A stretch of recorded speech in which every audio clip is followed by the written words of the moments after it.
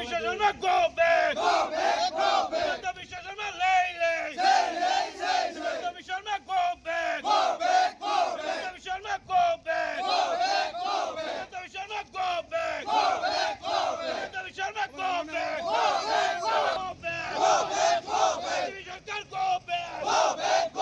Division can go back.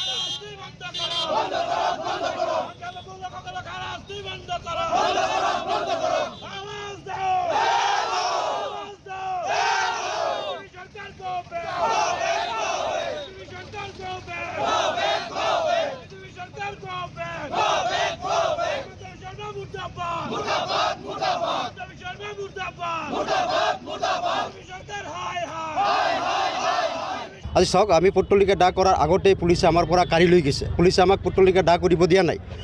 আজি দেখা গ'ল যে পুলিচে অৰ্থাৎ আমচুৰ আন্দোলনত ভয় খাইছে।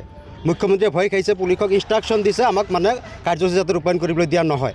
চাওক আপোনালোকে সকলোৱে জানে বৰ্তমান অসমৰ মুখ্যমন্ত্ৰী ঘৃণাৰ সদাগৰত ৰূপান্তৰিত হোৱা এজন মুখ্যমন্ত্ৰী। যোৱাকালি এটা ভিডিঅ' ভাইৰেল হৈছে সামাজিক মাধ্যমত, গোটেই অসমৰ লগতে বিশ্বত আলোড়নৰ সৃষ্টি কৰিছে। মানে মুখ্যমন্ত্ৰীয়ে নিজে বন্দুক লৈ সন্মুখত সংখ্যালঘু দুজন মানুহ বহুৱাই সেই দুজন মানুহক গুলি কৰি আছে। অৰ্থাৎ মুখ্যমন্ত্ৰী কি বিচাৰি আছে, কি বুজাব খুজি আছে? অসমত সদায়ে সাম্প্ৰদায়িক ৰাজনীতি কৰি সাম্প্ৰদায়িক বিষয়ব বিয়পাব বিচাৰিছে আৰু এটা পক্ষক অৰ্থাৎ সংখ্যালঘু জনসাধাৰণক কেনেকৈ নিক্ষেপ কৰা যায় সেই কুটিল ৰাজনীতিত সংখ্যালঘু ৰাইজক মাৰাৰ ষড়যন্ত্ৰ কৰি আছে মুখ্যমন্ত্ৰী মহোদয়ে।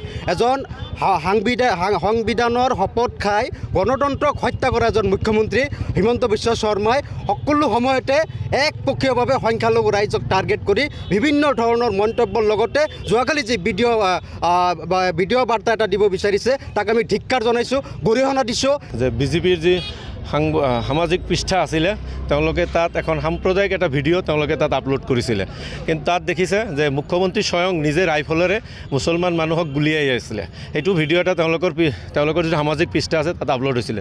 সেই আপলোড হোৱাৰ কাৰণে আমি আজি আমচুৱে বিজনী জিলা সমিতিয়ে ইয়াত তীব্ৰ আন্দোলন গঢ়ি তুলিছিলোঁ। আৰু আপোনালোকে দেখিছে যে ইয়াত আমি মুখ্যমন্ত্ৰীৰ প্ৰতিমূৰ্তি দা কৰিব ওলাইছিলোঁ। আৰক্ষীয়ে আমাক ইয়াত বাধা দিছে বা তেওঁলোকে আমাৰ প্ৰতিমূৰ্তিটো কাঢ়ি লৈ গৈছে। সেইটো আমি ধিক্কাৰ জনাইছোঁ, গৰিহণা দিছোঁ যে এখন সংবিধান পদত থাকি তেওঁ মুখ্য পদত থাকি যিদৰে এটা জাতিক তেওঁ টাৰ্গেট কৰি লৈছে এইটো এটা ঘৃণনীয় কাৰ্য। তেওঁ ইমান তললৈ নামিব পাৰে আমি ভবা নাছিলোঁ। কিন্তু দেখিছোঁ যে ৰাজ্যৰ যেতিয়া স্বয়ং মুখ্যমন্ত্ৰীয়ে এটা ঘৃণাৰ ৰাজনীতি তেওঁ বিয়পাব বিচাৰিছে, সেয়ে আমি তেওঁক সকীয়াই দিছোঁ যে তেওঁ ঘৃণাৰ ৰাজনীতি বন্ধ কৰিব লাগে।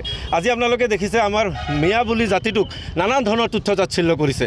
মিয়া কোন সম্প্ৰদায় তেওঁ যি মনত আহিছে তেওঁ তাকে বকিছে। এতিয়া কি কৈছে যে 51ৰ পিছত 51ৰ আগত যিসকল আহিছে সকলে খিলঞ্জীয়া মিয়া, আৰু 71ৰ পিছত যিসকল আহিছে তেওঁ 71ৰ পিছত যদি কোনোবা আছে ওলাই দিয়ক, ইয়াত আমচু সম্পূৰ্ণভাৱে সহযোগ কৰিব। কিন্তু এটা জাতি কেনেকৈ সদায় টাৰ্গেট কৰি থাকিব এইটো আমি মানি নলওঁ। সেইকাৰণে আজি গোটেই অসম জুৰি আমি মুখ্যমন্ত্ৰীৰ প্ৰতিমূৰ্তি দা কৰিছোঁ। যদি তেওঁ এই ধৰণৰ নিৰ্বাচন পাৰ হ'বৰ কাৰণে, বৈতৰণি পাৰ হ'বৰ কাৰণে তেওঁ যদি এই ধৰণৰ কাৰ্যকলাপ কৰি থাকে, আমচুৱে ইয়াতকৈ আৰু ভয়াৱহ গণতান্ত্ৰিক আন্দোলন গঢ়ি তুলিবলৈ বাধ্য থাকিব।